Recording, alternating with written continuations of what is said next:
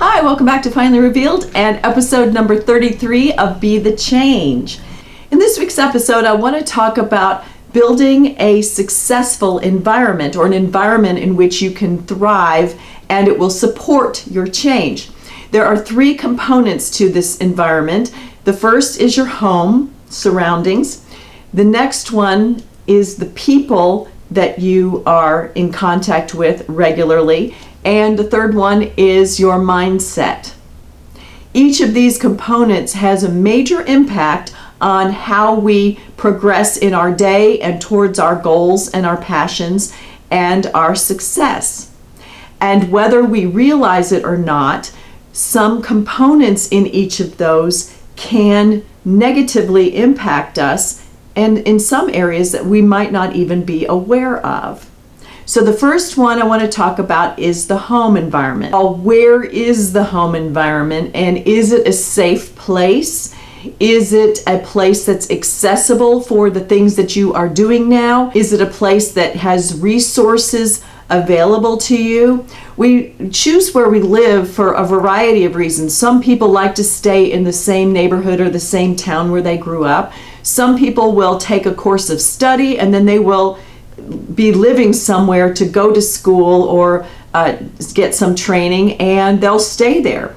Other people choose a place to live because of the activities that are around, or how pretty it is, or if it's close to where their friends are, or their boyfriend or girlfriend or spouse or family. And those kinds of reasons come into play on how we choose where we live. But as you're going through a major change or a small change that you anticipate will build to a major change, it's important to be aware of where you're living and why. So if you can't change where you're living, but you think where you're living is not really helpful to what you are trying to accomplish, put that on your list as far as making a location change, or maybe the size of the place you're living, make it bigger or smaller, or a different neighborhood. So while you want to add that on, you think that you can do better in a different general environment, that's great. But if you can't make that other change right away and move away, for whatever reason, let's look at the actual 4 walls or 8 walls that you live in and make that situation for now better and have it support your change. Is it clear? Is it clean? Is it free of clutter or distractions? Is it an environment where you can focus when you need to focus on what you are doing now? You want to have a designated area within your space that you're living in that allows you to get a good night's sleep and to rest when you need to. You also want to have a place in where you're living that allows you to get work done, if that's where you're doing work. And then thirdly, you want to have a place or an area that you can feel free to create. And each of those areas might be a little bit different. They could all be within the same actual room. It depends on how you set it up. Create a space for each of these things and set yourself up. Put the materials and things that go with that space in that space, and that will help you later when we get to mindset to clock in when you're using that space and help keep you moving forward. And then through each one of these 3 areas, are there slogans around, or sayings around, or little messages on a pillow, or a picture frame, or a poster, or some kind of a sign that you might have up there? Do those signify where you used to be and now you're not there anymore? If so, then you might want to remove those, put something else in its place, and put things in there that are going to bolster you, that are going to be encouraging, pictures that you like, sayings that you like. How about music? Do you have music playing? What kind of music is it? Is it angry music, or is it inspiring music?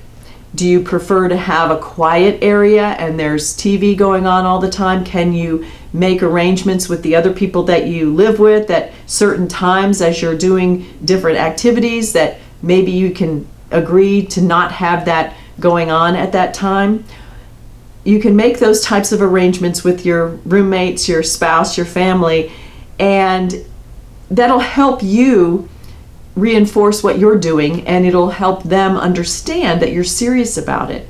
But just the environment of where you live can really help you. People talk about having vision boards, and think of it this way: you don't need a vision board if your environment is the vision board. Things that you love, things that you appreciate, things that you value, and get rid of the clutter and the noise, and where you used to be, that's not where you're going now. Next, we have people. Look around. Who is encouraging to you? Who are your detractors? Who might feel threatened by the changes that you're going through?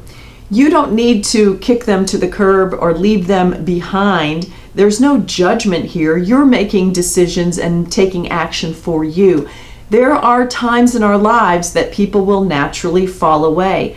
We don't need to put a big exclamation point after it or make a big deal out of it, because you might have also noticed that throughout your life, people also come back into your life for whatever reason. We don't all grow at the same rate, just like plants don't all grow at the same rate.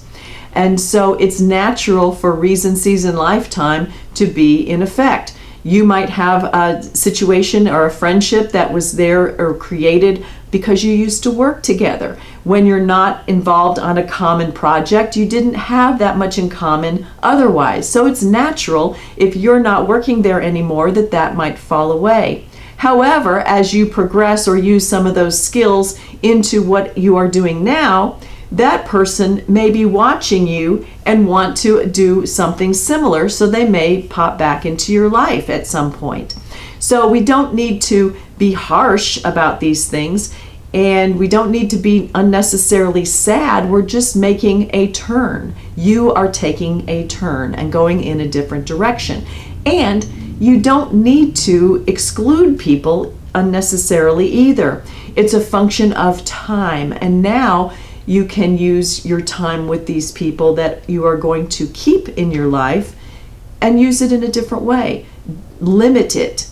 Make it, a time issue. You have now other things that you are doing, so you still want to keep in touch with them. You just make it a little bit different. You can't spend hours and hours hanging out anymore because you have a course of study, or you are creating, or you are learning something new, or you are working on something new, or taking on a new job, or taking on a new habit.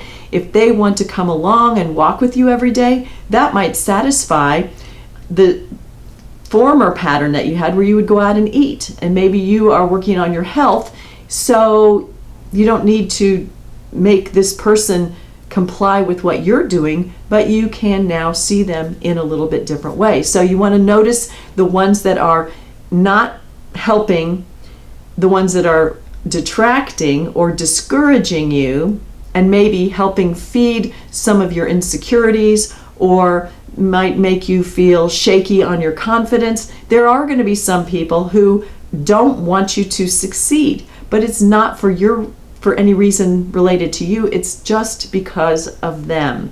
So you look for the things that you need to change and limit. Then you want to look for people to bring into your environment.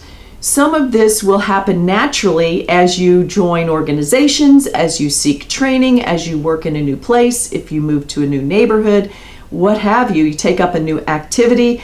There are going to be like-minded people related to what you are adding. So you are naturally going to be influenced and have new people in your life. You also may purposely seek out people that can help you make a connection, or help give you information or training, or teach you something that is going to help in your change. So by limiting the detractors or rearranging some relationships that you have and eliminating some, you make room naturally. Nature does not like a void. And so when you make room, that's going to be filled.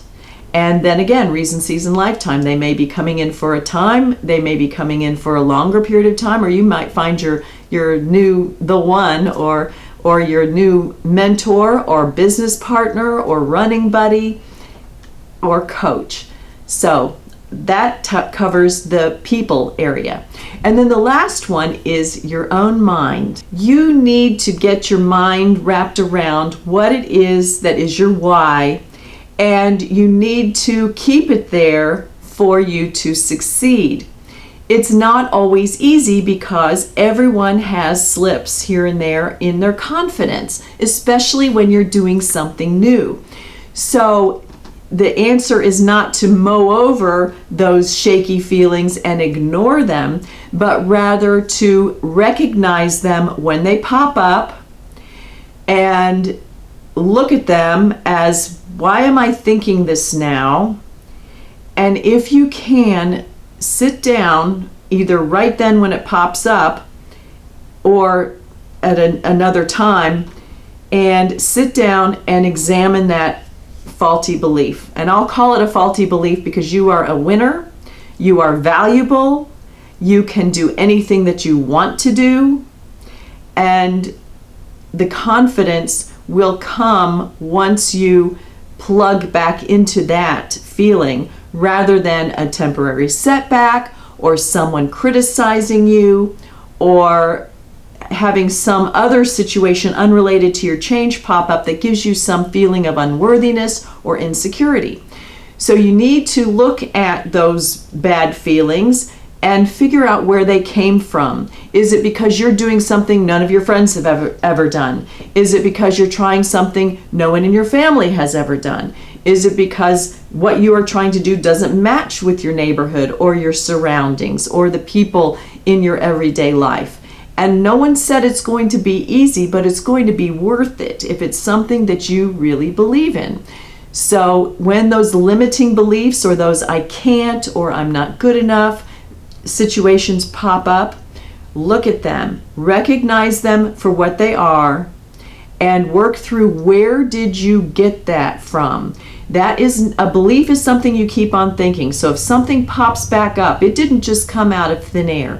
Where did that come from? When did you feel like that before? Is it something from your childhood? Are you in your childhood and you're watching this and you're trying to figure out what you want to do with your life?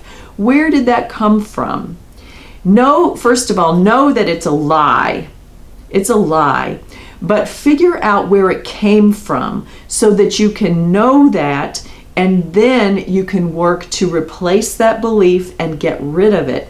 And the more you look into these things in depth, and it might take you a couple of tries to say, why do I feel like this? What is an example where I felt like this before?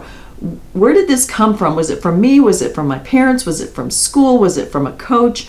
Where did I incorporate this? Where did I get this? And why am I feeling this now? What is the purpose for this?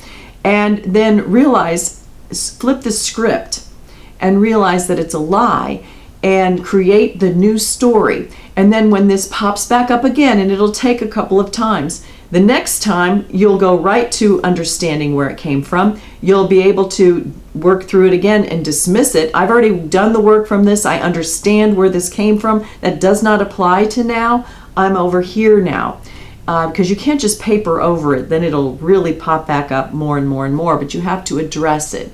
So as you can address those limiting beliefs and change the story, that will keep your mindset back on track. And as you're going through all of this, you need to give yourself a break and be patient with yourself. You're learning new habits. You might be learning new subject matter. You might be learning all kinds of new skills. You might be learning about yourself now and seeing yourself in new ways and seeing yourself doing things and being things that you only dreamed of, or maybe you've just dreamed of it and you've just realized that you can do whatever you want. If you have the energy, you have the resources, and you have a way to get to where you want. It's just up to you. You have opportunities that you want to take advantage of, so be patient with yourself. Now, a couple of tricks that I like to use. One is at the end of the day, thank that day. That might sound weird, but thank that day. Put your head on the pillow. You did the best that you could for today. We're not keeping score of anything, But this day is now finished. Get a good night's sleep, put a smile on your face, be happy about your accomplishments, and it might just be that you made it through the day, but you have a soft place to sleep and go to sleep. And then in the morning, wake up, be happy that you have a new day. It's a blank slate, and sit there or lay there before you get out of bed and think of 3 to 5 things that you are grateful for. Think of 3 to 5 things that you're grateful for. Be happy that you get this day. You can start it off on the right foot and then get up and do it. And the more you repeat these things and help reinforce yourself, the happier you're going to be, the more confident that you're going to be, the more centered you're going to be, and the more successful that you're going to be working towards your change. So I hope this was helpful. If it was, give me a thumbs up. Leave any comments or questions below. Share this with someone it might benefit. Subscribe to see the other videos and come back and see me next time. Thanks for watching.